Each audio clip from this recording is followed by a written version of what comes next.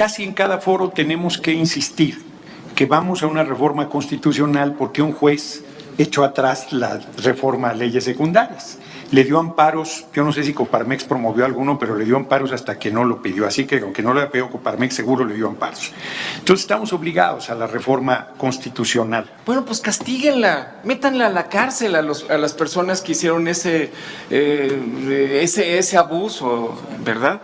Ahí sí, diputado, le reconozco que usted trae una información mucho más completa de la que yo pude haber traído el día de hoy. Y sí somos conscientes de los amparos que se presentaron en su momento cuando hubo esta comunicación de cambios a la ley. Vamos ahora con el diputado Fernández Noroña para formular su pregunta. Adelante, diputado. Muchas gracias, bienvenidos. Celebro muchísimo la intervención de José Medina Mora de Coparmex. De verdad me parece sobresaliente el nivel de coincidencias. Los 8 objetivos que planteas son los objetivos de la reforma constitucional en materia eléctrica. Solo tenemos diferencia en los órganos reguladores, que podemos discutirlo. Yo creo que la CENACE es el cerebro del sistema eléctrico, debe estar en CFE, y creo que la Comisión Reguladora de Energía también, pero son elementos que se pueden discutir. Convenceremos que es correcta la posición de la reforma del compañero presidente. Casi en cada foro tenemos que insistir que vamos a una reforma constitucional porque un juez echó atrás la reforma a leyes secundarias. Le dio amparos, yo no sé si Coparmex promovió alguno, pero le dio amparos hasta que no lo pidió. Así que aunque no le ha pedido Coparmex, seguro le dio amparos. Entonces estamos obligados a la reforma constitucional y de verdad celebro mucho tu intervención, me gustó muchísimo. José Guillermo Susaya. Bueno, primero a Jorge Young. No sé si sabes que la hidroeléctrica es limpia y que está parada por darle preferencia a los privados.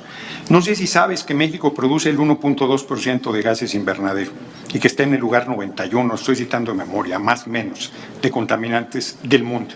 No sé si sabes que la industria eléctrica extranjera está produciendo el 56% del monóxido de carbono, el 56%, y que el 82% de su electricidad lo producen con gas, que es contaminante, y que eso es lo que estás defendiendo. No, el San Benito de que están por las energías limpias y patatín, dime en qué lugar del mundo se mueven con sol y con viento.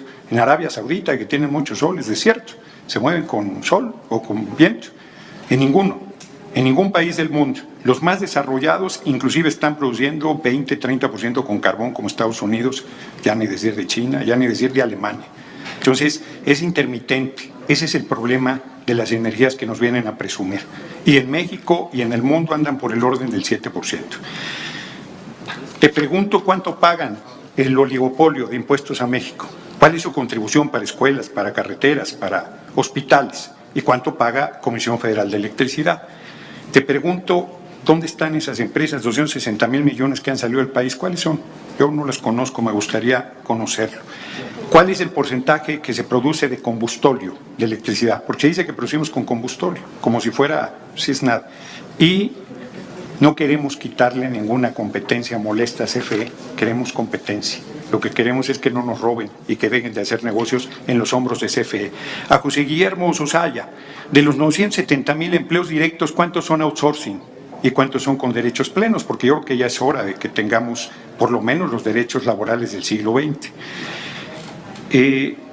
Lo mismo, la capacidad limitada. Diputado, si puede ir concluyendo, ya se acabó el tiempo. Pues concluyo. Pues sí, ya no. Ya me quedé sin preguntas, hermano. Ya no me dio chance, pero si sabes, Estados Unidos, cuánto hace con carbón y con gas natural, cuánto Alemania, cuánto Rusia, cuánto España, que son los países que más efecto invernadero y cuáles son.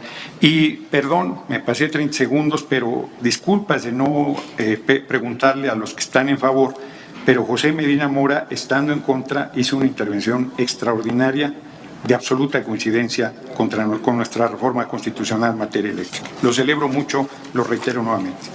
Gracias, diputado. Entonces, en el orden en que han sido Requeridos, vamos primero con Jorge Young, hasta por 5 minutos, y después don José Medina Mora también por... De acuerdo, diputado. Coincidencia, amerita pregunta. Muy bien.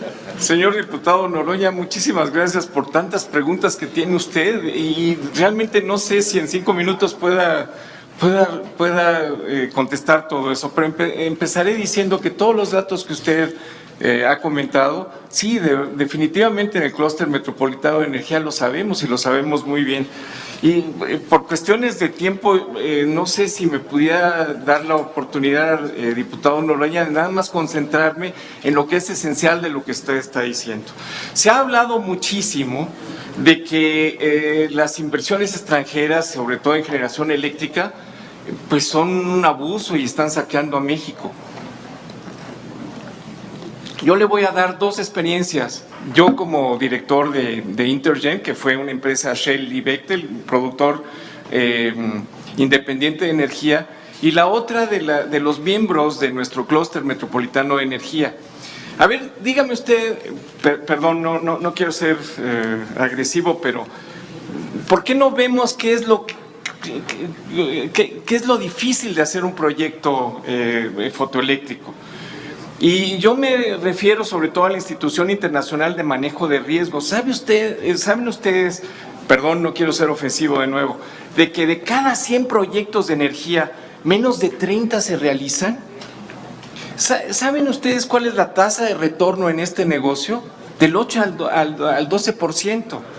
¿Saben ustedes cuándo se recupera la inversión? De 15 a 20 años. En otros negocios, el retorno de la inversión es de 15% a 20% y una recuperación de 3 a 5 años.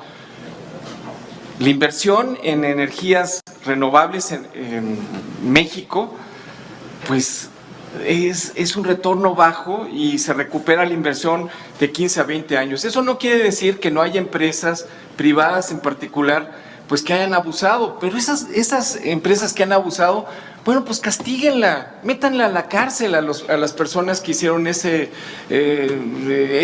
abuso, ¿verdad?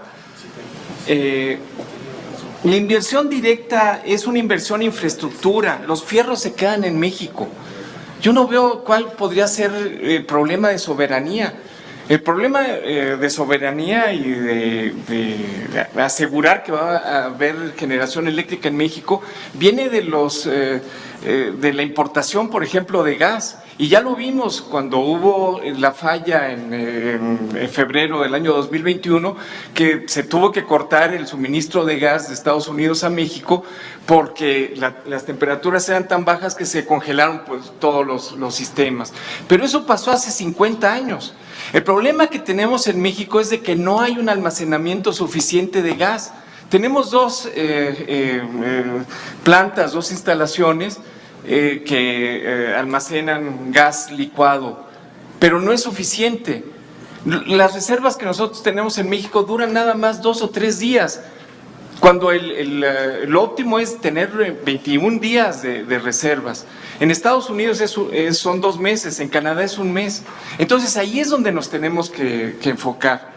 ¿Qué es lo que pasa con las líneas de transmisión de Comisión Federal de Electricidad? Que no son lo suficientemente fuertes para precisamente alojar la energía de las energías renovables. Y por cierto, diputado Noroña, déjeme decirle que hay técnicas que desafortunadamente Comisión Federal de Electricidad no está utilizando precisamente para mitigar la intermitencia, reforzar las líneas de transmisión para alojar más energía eléctrica con energía renovable y que en caso de fallas tenga la capacidad para llevar electricidad adicional desde varias centrales. En el EPRI en particular se hizo un programa con Comisión Federal de Electricidad precisamente en este sentido. Empleando bancos de baterías. ¿Sabían ustedes que de 2009 a 2019 se ha bajado el precio de las baterías, de los bancos de baterías 4 veces? Y la tecnología sigue en ese sentido. Los precios de las baterías cada vez son más bajas. caray, no me va a alcanzar el tiempo para comentar todo esto. Con instalaciones de rebombeo de las centrales fotoeléctricas, por ejemplo, Brasil tiene muy buena experiencia en ese sentido. En México hay un proyecto muy interesante que es el de rebombeo de Zimapán y no se ha realizado. Con técnicas de operación termoeléctrica flexible. Déjenme comentarles que, por ejemplo, Electricidad de Francia opera en forma flexible sus centrales nucleares para mitigar la intermitencia de las renovables. Comisión Federal de Electricidad no ha emprendido programas de operación flexible siguiendo las mejores prácticas Jorge, te pido internacionales. concluir para darle la misma... Disculpen, consideración les al digo documento. que fueron muchas preguntas, diputado Noroña, disculpe que no se las pueda contestar todas. Muy bien, vamos ahora con José Una Guillermo para- petición, porque no es diálogo ni igual, sin ninguna pretensión de descortesía. Como fueron muchas preguntas y era poco tiempo, pues que me las responda por escrito, porque será bueno para el debate. Con todo gusto, claro que sí. Y solo comentar que la inversión extranjera ha sido de 44 mil millones de dólares, 44 millones de dólares, y ya recuperaron la mitad. Aquí han sido rápidos para la recuperación. Muy bien. Gracias, diputados. Vamos ahora con José Guillermo para dar respuesta hasta por 5 minutos. Sí, muchas gracias. Y muchas gracias, diputado Noroña, por sus preguntas. Empezaría por la primera en relación al número de empleados que el sector automotriz tiene en outsourcing. Y sin irme al detalle de números, porque honestamente no los manejo como asociación, incluso pudiéramos tener impedimentos de carácter de competencia económica por manejar cierta información de cada una de las empresas, le podría mencionar que estas empresas, las empresas armadoras, que son las que estoy representando en esta mesa, todas se han establecido en México y se han regido bajo las leyes mexicanas cumpliendo conforme la ley lo establece. Este año, el año pasado hubo la modificación al outsourcing y el plazo para convertirse en la nueva estructura, convertir la nueva estructura. Las empresas armadoras, yo le puedo asegurar en ese sentido de la información que me comentan, todas están en ese proceso y todas se sienten muy tranquilas de que están cumpliendo con la disposición conforme la reforma que se hizo en la ley del outsourcing.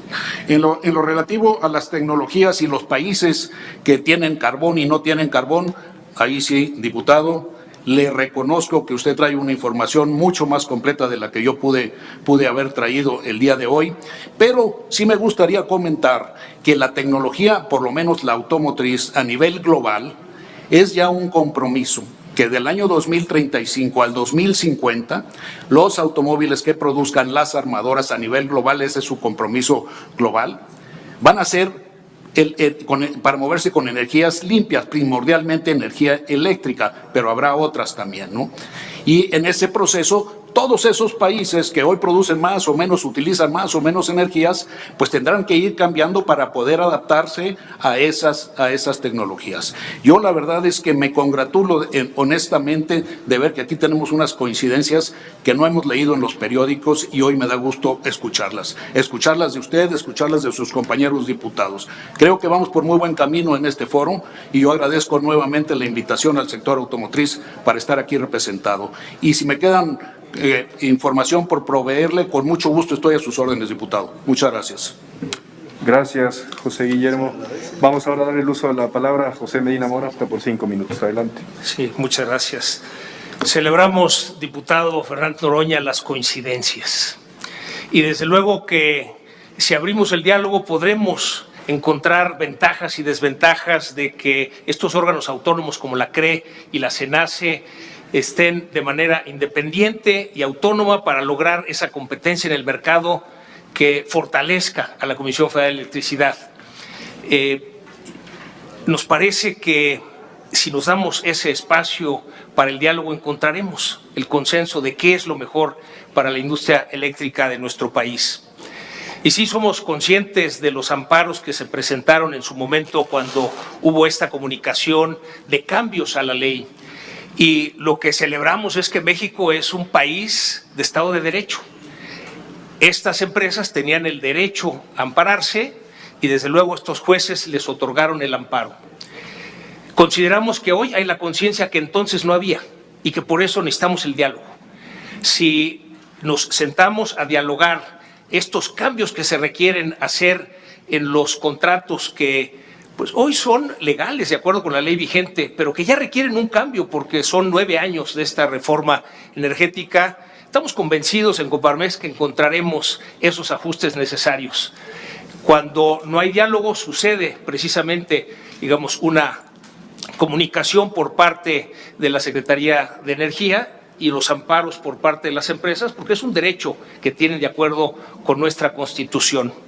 Y ya que usted menciona esta parte del outsourcing, yo invitaría a que veamos que en esta ley que se discutió en materia de subcontratación, logramos un gran acuerdo y empezamos de puntos de vista muy diferentes. Y logramos un gran acuerdo porque las tres partes ganamos. Los trabajadores salieron ganando porque ahora recibirán más días de PTU, 53 días contra 22 en promedio de lo que recibían. Las empresas ganan porque existe la figura de subcontratación en la modalidad de subcontratación especializada y en la modalidad de subcontratación de servicios compartidos. Y el gobierno gana porque teniendo esta ley tan clara puede sancionar a quien no la cumpla. El objetivo que nos pusimos las tres partes al iniciar el diálogo fue que se lograra respetar los derechos de los trabajadores, se respetara su antigüedad, que se respetaran sus prestaciones, que se respetara el que se les dieran de alta con el 100% de su salario en el Seguro Social, pero que también existiera la figura de subcontratación por la flexibilidad que le da a las personas, la flexibilidad que dan las empresas y la competitividad que nos da como país. Yo quiero proponerle, señor diputado, el que utilicemos esa experiencia de diálogo para encontrar los consensos que se aplicó el año pasado en esta ley en materia de subcontratación, para que lo hagamos en esta reforma en materia eléctrica y encontremos esos puntos de coincidencia, dialoguemos donde no estamos de acuerdo hasta encontrar ese consenso y estamos convencidos de que encontraremos lo que necesita el país, una mirada conjunta de todos hacia esta necesidad del país.